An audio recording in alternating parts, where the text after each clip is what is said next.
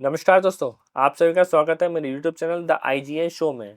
और हम जो सीरीज लेके आए हैं उसमें आज पार्ट 3 लेके आए हैं आपके बीच में, जो है फूड प्रोसेसिंग प्लांट के बारे में। यानी हमारा देश, हम सब जानते हैं, यूपी जो है गन्ना प्रधान प्रदेश है, जिसमें गन्ना, धान, गेहूं, आपके बाजरा, ये बहुत ज़्यादा मात्रा में पैदा होता है। बहुत सारे फ्रूट्स यहाँ पे पैदा होते हैं।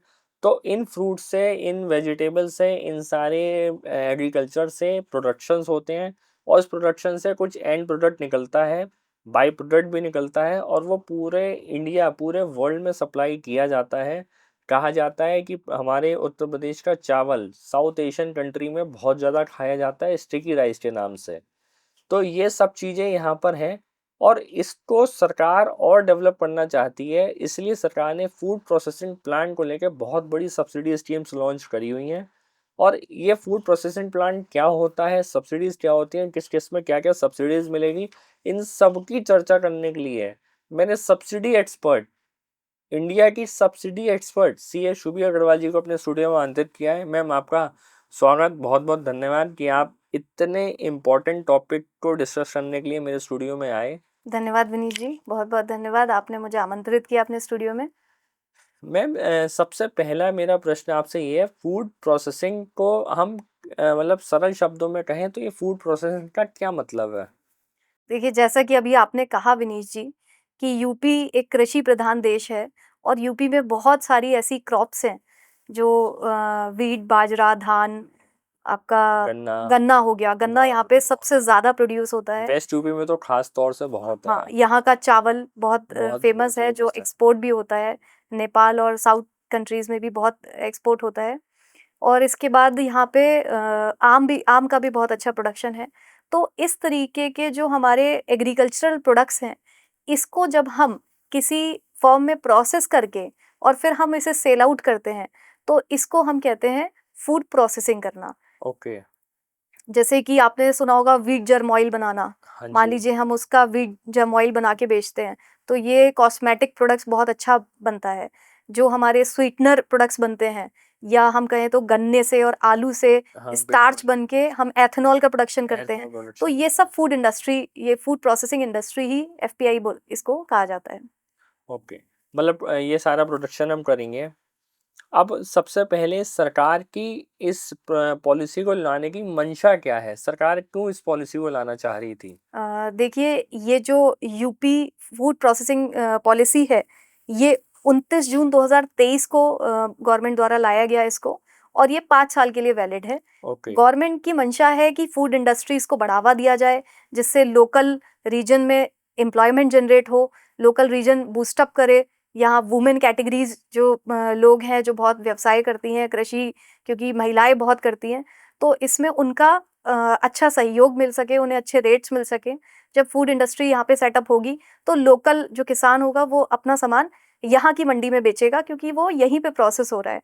यहाँ पे अगर उसका उद्योगों का विस्तार किया जाएगा, तो ये इसका पर्पस है बेसिक, इसलिए इस पॉलिसी को लॉन्च किया गया। अच्छा, जैसे फूड प्रोसेसिंग यूनिट आपने बताई, इसमें जो हमारे कोल्ड स्टोरेज होते हैं, या जो आजकल कूलिंग यूनिट्स लगने लग गई हैं, छोटी छोटी बड़ी कूलिंग यूनिट्स, तो क्या ये उनके ऊपर भी एप्लीकेबल है? जी हाँ, कोल्ड स्टोरेज को भी इसी फूड प्रोसेसिंग इंडस्ट्री का पार्ट माना गया है। इस कोल्ड स्टोरेज यूनिट को लगाने में भी आपको इसी पॉलिसी के अंतर्गत सब्सिडी दी जाएगी। ओके। तो हम समय वेस्ट ना करते हुए कोई पूरी डिस्कस करते हैं कि सब्सिडीज इसमें किन किन आइटम्स पे अवेलेबल है। मान के चलिए, आज मैं एक प्लांट लगाने जा रहा हूँ, तो प्लांट लगाने के लिए मुझे सरकार मेरी क्या क्या मदद करेगी, ये इसके बारे में आप बताएं। देखिए, जब भी आप कोई प्लांट लगाने जाते हैं, तो 2 तरीके के सबसे बड़े आपके एक्सपेंस हैं, जिसे आप कैपिटल एक्सपेंडिचर कहते हैं। बिल्कुल। एक हो गया आपका लैंड एंड बिल्डिंग को डेवलप करना, डेवलपमेंट स्ट्रक्चर डेवलप करने का एक्सपेंस, और दूसरा हो गया आपका प्लांट एंड मशीनरी का एक्सपेंस। क्योंकि आप फूड प्रोसेसिंग इंडस्ट्री लगा रहे हैं, तो डेफिनेटली आपको प्लांट एंड मशीनरी में बड़ा इन्वेस्टमेंट करना होगा। हाँ जी। तो इन दोनों के सेटअप को आप कैपिटल एक्सपेंडिचर का पोर्शन मानेंगे, और कैपिटल एक्सपेंडिचर पर इसमें 25% तक की सब्सिडी है, जिसमें मैक्सिमम सब्सिडी की जो लिमिट है वो 5 करोड़ रुपए है।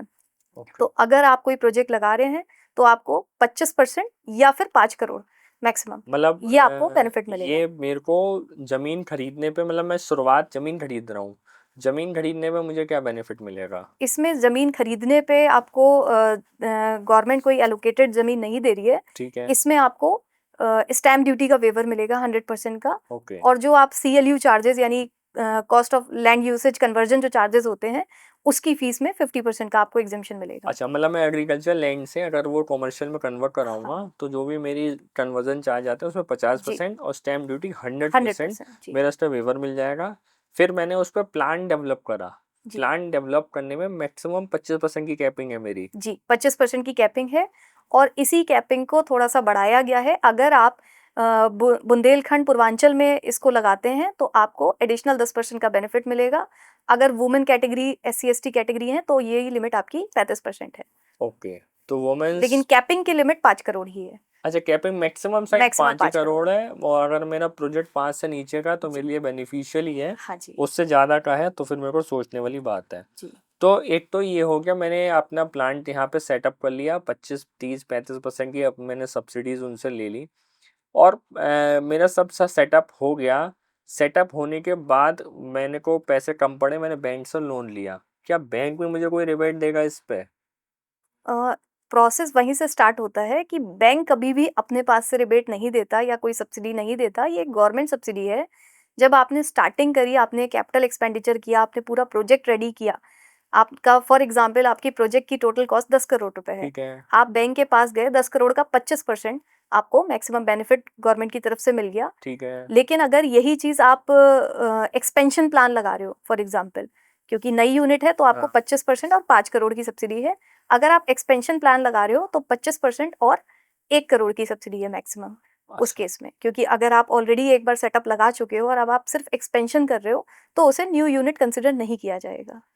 दूसरा मैम, जैसे बैंक से मेरा जो पूछने का मकसद था, मैंने बैंक से लोन लिया, जी, तो बैंक क्या मुझे इंटरेस्ट पे कोई रिबेट देगा या प्रिंसिपल पे कोई रिबेट? प्रिंसिपल तो पे नहीं देगा, इंटरेस्ट पे क्या कोई रिबेट देगा? इंटरेस्ट पे आपको इस पॉलिसी में रिबेट नहीं है। कोई रिबेट नहीं है, जी, जैसे टूरिज्म पॉलिसी MSME हाँ, पॉलिसीज में हमें दी गई हैं, इसमें नहीं है। यहाँ पे नहीं है। यहाँ पे हमें सिर्फ कैपिटल सब्सिडीज हमें जो मिल रही है गवर्नमेंट की तरफ से, वो मिल रही हैं। जी, तो अगर मैं इसके अलावा जैसे EPF का या SGST का, क्या इसमें वो भी कोई हाँ, बेनिफिट है? इसमें वो बेनिफिट मिलेगा आपको। मंडी टैक्स का? मंडी टैक्स वेवर मिलेगा। जो अदर बेनिफिट्स हैं, वो सबसे बड़ा होता है मंडी टैक्स, क्योंकि अगर आप स्टेट में 1.8 या 1.25% के आसपास हाँ, जाता है। तो आप मंडी टैक्स का वेवर इसमें आपको मिलेगा। प्लस इसमें आपको EPF का 5 साल तक 100% रिम्बर्समेंट मिलेगा। ठीक है। इसके बाद आपको स्टैम्प ड्यूटी का जो वेवर है वो भी 100% मिलेगा। तो इस तरीके के बेनिफिट्स इस पॉलिसी में भी कवर करे गए हैं। इसके अलावा इसमें कोल्ड स्टोरेज के स्पेसिफिक बेनिफिट्स कवर करे गए हैं। अगर आप कोल्ड स्टोरेज लगा रहे हो तो उसमें अलग से आपको बेनिफिट्स मिलेंगे। जैसे क्या बेनिफिट होंगे वो? कोल्ड स्टोरेज में आपको 35% तक आपको कैपिटल की सब्सिडी मिलेगी, और ये सब्सिडी अगर आप कोई डीप फ्रीज़र या इस तरीके का कोई इक्विपमेंट लगा रहे हैं, फ्रोज़न अगर कुछ ऐसा इक्विपमेंट आप प्लांट एंड मशीनरी अपने यहाँ इंस्टॉल कर रहे हैं, तो ये बेनिफिट आपको 10 करोड़ रुपए तक का कोल्ड चेन उसमें मिलेगा। अगर मैं कोई कूलिंग वैन खरीदता हूँ या कोई व्हीकल खरीदता हूँ जो मेरे इन सब में यूज हो रहा है, क्या उस पे भी सरकार कोई सब्सिडी दे रही है? अगर इसमें आप मोबाइल प्री कूलिंग वैन्स और रेफर व्हीकल्स अगर आप परचेज करते हैं, तो इसमें आपको 50 लाख रुपए तक की सब्सिडी गवर्नमेंट से मिलेगी, और ये आपकी 5 साल तक की सब्सिडी है। 5 ईयर्स में आपको ये टोटल सब्सिडी रिलीज करी जाएगी। ओके। तो मतलब मैं ओवरऑल अगर इस पूरे पॉलिसी की बात करूं, तो सबसे पहला मुझे स्टैम्प ड्यूटी वेवर मिलेगा, कन्वर्जन में 50% मिलेगा, सब्सिडीज़ में 35% मैक्सिमम मुझे मिलेगा। इंटरेस्ट का मेरा कोई है नहीं, मेरे को मंडी टैक्स की रिबेट मिलेगी मुझे, और लोकल EPF का आपने बताया 5 साल का मिलेगा। अगर कोल्ड चेन फैसिलिटी लगा रहा हूँ तो मुझे कोल्ड चेन में एक्स्ट्रा बेनिफिट मिलेगा। अगर मैं प्री कूलिंग यूनिट्स व्हीकल्स खरीद रहा हूँ तो इसमें मुझे बेनिफिट मिलेगा। यानी एक बहुत लंबी लिस्ट है सब्सिडीज़ की। अगर आप फूड प्रोसेसिंग प्लांट कोई भी लगाते हैं, तो अगर आप फूड प्रोसेसिंग प्लांट कोई भी लगाना चाहते हैं, तो हमारे पास एक्सपर्ट हैं, आप इनके साथ चर्चा कर सकते हैं।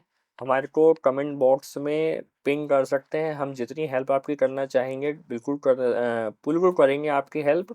और मैम आपका बहुत बहुत धन्यवाद हमारे व्यूअर्स की नॉलेज को अपडेट करने के लिए, क्योंकि ज्ञान बांटने से बढ़ता है बिल्कुल और बिल्कुल लोगों को फ़ायदा मिलेगा। तो मुझे लगता है अगर हमारे 100 में से किसी एक ने भी प्लांट लगा दिया या इससे बेनिफिट ले लिया, तो हमें लगता है कि हमारा वीडियो बनाना, अवेयरनेस फैलाना कारगर साबित हो जाएगा। आपका बहुत बहुत धन्यवाद मैम। धन्यवाद दिनेश जी। और अगर आप भी ये प्लांट लगाना चाहते हैं, कोई इंडस्ट्री लगाना चाहते हैं फूड प्रोसेसिंग रिलेटेड, तो इस चैनल को सब्सक्राइब भी कर लीजिए और वीडियो को उन सब के साथ फॉरवर्ड करिए जो इन सब चीज़ों में इंटरेस्टेड रहते हैं, जो अपना भविष्य उज्जवल चाहते हैं सोशल मीडिया के अलावा। सोशल मीडिया केवल एंटरटेनमेंट के लिए नहीं है, नॉलेज के लिए भी है। धन्यवाद।